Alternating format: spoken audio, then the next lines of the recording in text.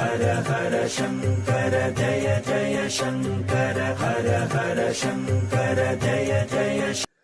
சனி பகவான் கர்மகாரகர் என்று அழைக்கப்படுகின்றார்.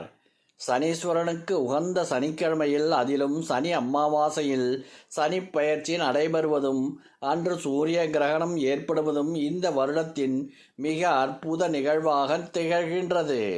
சனி அமாவாசை தினத்தில் செய்யப்படும் தர்ப்பணங்களும் தானங்களும் முன்னோர்களின் ஆசி பெற உதவும். மார்ச் மாதம் 29ஆம் தேதி சனி பெயர்ச்சியுடன் அன்று சனி அமாவாசை மற்றும் சூரிய கிரகணம் இணைந்து வருவது மிகவும் அரிய விஷயமாக கருதப்படுகின்றது. ஜாதகத்தில் சனியின் நிலையை வலுப்படுத்தவும், 7.5 நாட்டு சனி உள்ளிட்டவற்றால் சந்தித்து வரும் ராசிகளும் சனி அமாவாசையில் சில பரிகாரங்கள் செய்வது மகிழ்ச்சியான வாழ்க்கைக்கு உதவும்.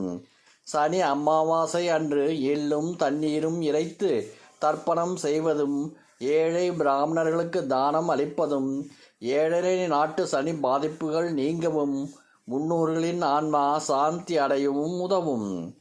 ஏழை எளியவர்களுக்கு அன்னதானம் அளிப்பதால் சனி பகவானின் மனம் குளிர்ந்து தன்னுடைய அருள் பார்வையை உங்கள் பக்கம் செலுத்துவார். இதனால் கஷ்டங்களில் இருந்து நிவாரணம் கிடைக்கும். சனி பகவானுக்கு பிடித்த இரும்பு பாத்திரங்கள், எள், நல்லெண்ணெய், கருப்பு நிறத்திலான ஆடைகள், குடை, செருப்பு போன்றவற்றை தேவைப்பட்டவர்களுக்கு தானமாக வழங்குவது மிகவும் சிறப்பு. சனி அமாவாசை அன்று சனி பகவானை வழிபடுவதோடு சுந்தரகாண்டம் பாராயணம் செய்வதும், அனுமன் சாலிசா பாராயணம் செய்வதும் மனதிற்கு சந்தோஷத்தை கொடுக்கும். பித்ருதோஷம் நீங்கும்.